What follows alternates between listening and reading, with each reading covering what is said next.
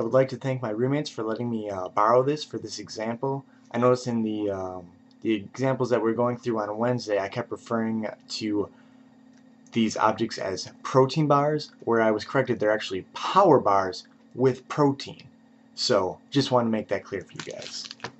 Okay, so for today, really want to talk about Learning Objective 9 from Chapter 6, which is talking about sales mix. We didn't get to it in class, and I didn't think we would need to because I didn't think you guys had any Learning Objective 9 stuff for your homework on Monday, but it turns out you do. So, my bad. I'll talk about it here. Hopefully that'll help you guys get through the homework, and we will be cooking with gas. So basically, Learning Objective 9 is all about sales mix, and it's talking about companies that have multiple products, and then calculating the different contribution margins of each of those products.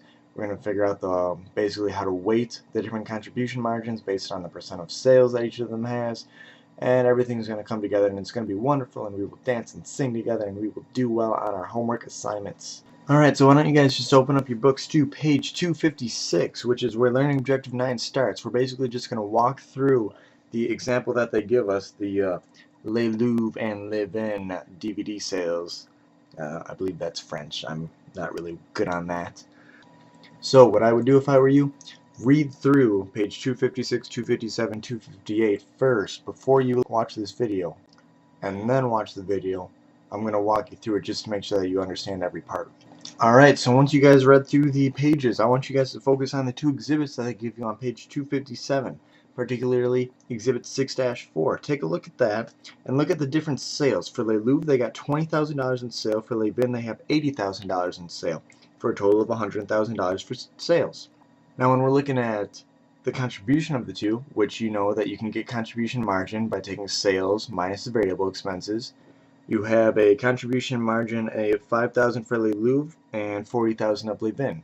Now, think of the contribution margin ratio. Do you remember the formula for it? Contribution margin ratio is the contribution margin divided by the sales. And we can see from this example that Les Louvre has a contribution margin ratio of 25% and Les Vin has a contribution margin ratio of 50%. So, once we've figured out the contribution margin ratios for both products, now I want you to look at the total column and look at the contribution margin ratio for that column. So first of all, we have sales of $100,000, like we said, variable expenses of $55,000, and a contribution margin of $45,000. Notice the contribution margin ratio is 45%. How the heck did we get 45%? We had 25% for Les Louvre, 50% contribution margin ratio for Les Vin. Where did this 45% came from? Well, the 45% contribution margin ratio comes from a weighting of Les Louvre of 25% contribution margin ratio and Les Vin of 50% contribution margin ratio.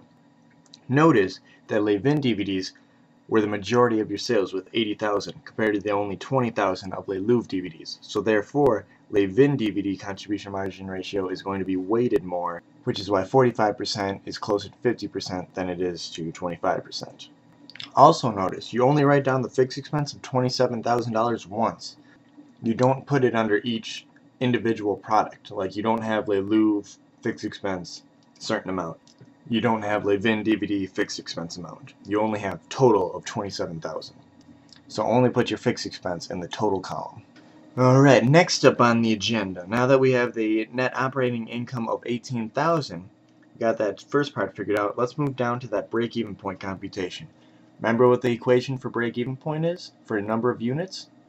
The break-even point on a per unit basis would be fixed expenses divided by the contribution margin per unit. Then the next question is, can you tell me what the formula for break-even point is for dollar sales? That would be fixed expenses divided by contribution margin ratio. So, big point here. Notice the break-even point in dollar sales for Virtual Journeys Unlimited. They have a $60,000 break-even point with this sales mix. That part's key, remember that. This is a $60,000 break-even point with the current sales mix. And that sales mix is 20% of their sales is Les Louvre DVD and 80% of their sales is Les Vin DVD. Alright, that's the moneymaker because of this line right here. I want to read this to you. If the sales mix changes, then the break-even point will also usually change. If the sales mix changes, then the break-even point will also usually change. And it's going to change because the weighting of the contribution margin ratios is going to change.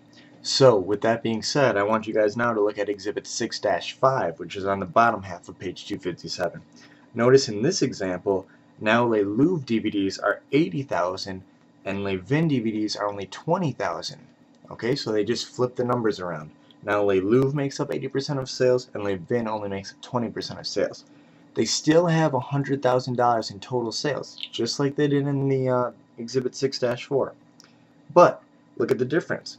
Now they have a contribution margin of 30,000, and now they have a contribution margin ratio of 30% for their total products. Contrast that to the 45% contribution margin ratio in the first part, when Les Vin was made up 80% of sales and Les Louvre only made up 20% of sales.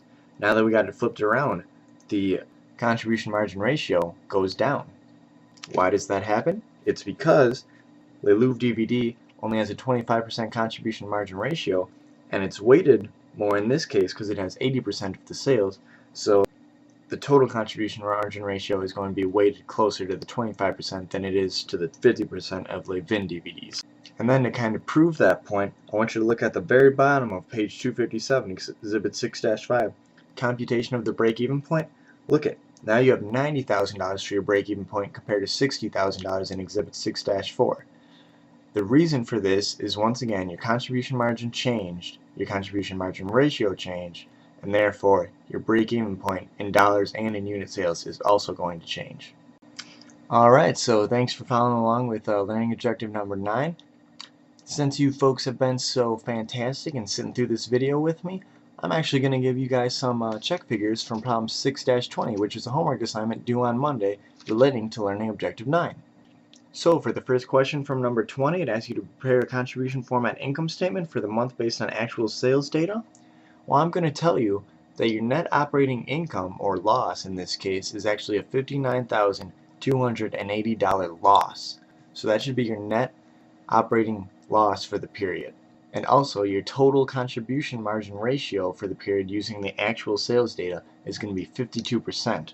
And remember, as you're going through that, compare that 52% to the 64% total contribution margin ratio that they get when they use the estimated product sales. For part 2 of 6-20, it asks you to compute the break-even point in sales dollars for the month based on your actual data. For that number, that's going to be $864,000. So make sure that you can get that number. If you can't get that number, if you're having problems with the formula, shoot me an email and I will go more in depth on how we got that. And finally, the part 3 just asks for a memo to the president, so I want you guys to actually write that on your own.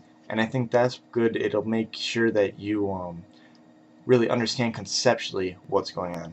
I want to make sure that, getting the numbers is all good and dandy, but you have to make sure that you understand it conceptually in order to fully understand how this chapter works and how all these different learning objectives are tied together.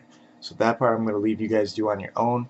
Hope this video helped. As always, hope for your exams, which is coming up in, about 13 days? 12 days?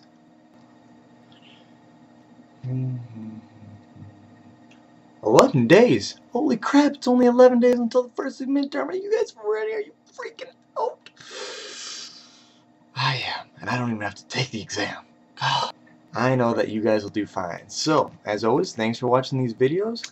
If you guys are watching these videos, odds are that you guys are going to do well on the exam because it shows that you guys care about the class, you're making an effort, putting in the extra work that you need to do to make yourself achieve the grade that you want to achieve for this class. So, congratulations.